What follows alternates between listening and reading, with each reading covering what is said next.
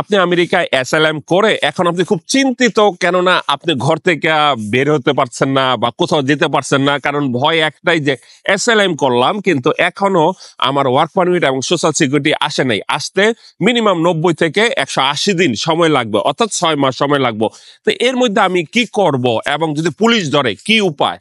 এখন পুলিশ যদি আপনাকে ধরে, দেখবেন আপনি যখন অ্যাসাইলাম করেছেন সেই অ্যাসাইলাম যদি অ্যাকসেপ্ট করে থাকে, মঞ্জুর হয়ে থাকে, তখন আপনাকে একটি আবেদনপত্র আপনার ঠিকানায় পাঠিয়েছেন। সেই ঠিকানায় যখন আপনাকে অ্যাসাইলামের যে আবেদনটি মঞ্জুর করছে, দেখবেন ছোট্ট করে লেখা আছে এলিয়েন নাম্বার। সেই এলিয়েন নাম্বারটা যখন কেউ যদি আপনাকে, অর্থাৎ কোনো পুলিশ কিংবা আইস যদি আপনাকে জিজ্ঞেস করে, সেই এলিয়েন নাম্বারটা, অর্থাৎ এটা আপনার কেস স্ট্যাটাস এলিয়েন নাম্বার, এটা আপনি তাদেরকে প্রদর্শন করুন, দেখবেন আপনাকে কোনো কিছু বলবে না, কারণ আপনার কেসটা চলমান প্রক্রিয়াধীন রয়েছে।